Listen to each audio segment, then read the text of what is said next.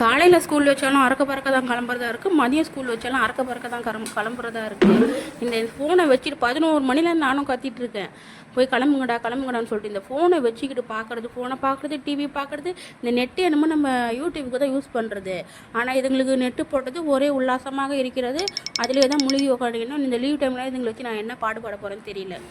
நம்ம வீட்டில் எவ்வளோ நான்வெஜ் செய்கிறோமோ அதுக்கு ஈக்குவலுக்காக இந்த தயிர் சாதம் எப்போவுமே நம்ம வீட்டில் தயிர் பிரியாணி என்கிட்ட வந்து இந்த பிரியாணி வேணுமா, இந்த ஒயிட் ரைஸில் தயிர் போட்டு அது மேலே காரா பூந்தி போட்டு கொடுப்பாங்க, அது வேணும்னு கேட்டால் நான் அந்த தயிர் சாதம் சூஸ் பண்ணுவேன். அவ்வளோ தயிர் பிடிக்கும். என்ன மாதிரி என் பசங்களும் தயிர் சாதம்னா அப்படியே உயிரே விட்டுருவாங்களா.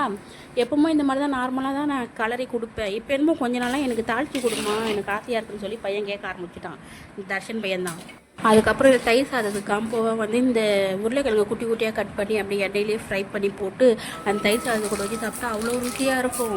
இந்த பசங்களுக்காக கொஞ்சம் எக்ஸ்ட்ரா பிட்டாக போட்டு அதில் அந்த பட்டர் கொஞ்சம், பால் கொஞ்சம், கஞ்சி தண்ணி கொஞ்சம் எல்லாத்தையும் போட்டு இது பண்ணோம். அது பசங்களுக்கு வரைக்கும் தான்.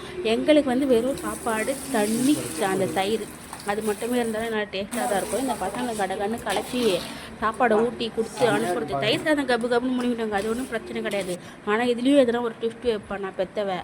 காலையில் குளிக்க வச்சாலும் 2 மணி நேரம் தான் குளிக்கிறான், மதியம் குளிக்க வச்சாலும் 2 மணி நேரம் தான் குளிக்கிறான். அவனை பாத்ரூமில் 5 நிமிஷத்துக்கு ஒரு வாட்டி குரல் கொடுக்குறதே ஒரு வேலையாக போச்சு. அந்த பையன் கூட பரவாயில்ல, இந்த பொண்ணை தான் என்னால் சுத்தமாக சமாளிக்க முடியல. ட்ரெஸ் அயன் பண்ணு, ட்ரெஸ்ஸு ஸ்மெல்லு வருது, நேற்று தோச்சி போட்டியா, தலை இப்படி வராத. இந்த வயசில் இதெல்லாம் யாரும் சொல்லி கொடுக்குறான்னு எனக்கு ஒன்றும் புரியல. அவன் வந்து ரொம்ப ஹைஜீனிக்காக இருக்கிறாளா, அவள் ஈக்குவலுக்கு என்னால் மெயின்டைன் பண்ண முடியல. எப்படியோ ஒரு வழியை நான் எடுத்துகிட்டு போய் சாப்பாடை கொடுத்துட்டா. நான் சிப்ஸு தானே கேட்டேன், எதுக்கு எனக்கு உருளைக்கிழங்கு போட்டு வந்தேன்னு சொல்லிட்டு என்னையே கேட்குறா. சரி ஒரு 2 சிப்ஸ் வச்சு கொடுக்கலான்னு சொல்லிட்டு 2 சிப்ஸ் அவளுக்கு வச்சு கொடுத்துட்டேன்.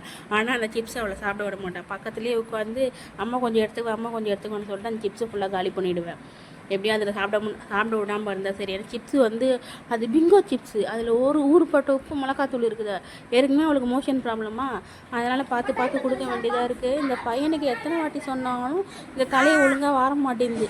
இன்னும் 10 நாள், நான் 10 நாள் கழித்து மொட்டை அடிச்சு விட்ருவேன் 2 பேருக்கும். அதனால் அது வரைக்கும் எனக்கு கொஞ்சம் ஃப்ரீயாக இருக்கும். சம்மர் லீவ் எப்போ வரும்னு வெயிட் பண்ணிட்டு இருக்கேன். நான் 1ஆம் தேதியே மொட்டை அடிக்கலான்னு பார்த்தா எக்ஸாம் வச்சுட்டாங்க, வேறு வழி இல்லை. அதுக்கப்புறம் இன்றைக்கி இப்போ வந்து 10ஆம் தேதி பிளான் பண்ணி வச்சுருக்கோம், பார்ப்போம். 11ஆம் தேதி இதுங்க 2ம் மொட்டையோடு தான் சுற்றணும்.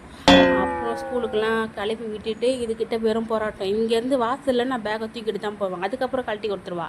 வாசல் இருக்க நான் பேக்கை தூக்கிட்டு தான் போகணும், அதுக்கு ஒரு அக்கப்போர். எப்படியோ ஒரு வழியாக இதுங்களை அனுப்பிச்சி விட்டுட்டு நம்ம உட்காரன்னு பார்க்க முடியாது. இவங்கெல்லாம் களைச்சி போட்டு போனாங்களா, அதெல்லாம் க்ளீன் பண்ணி ஏற கட்டி வைக்கிறதுக்கும் திரும்ப இவங்க ஸ்கூல்லேருந்து வரதுக்கும் டைம் கரெக்டாக இருக்கும். Bye dear.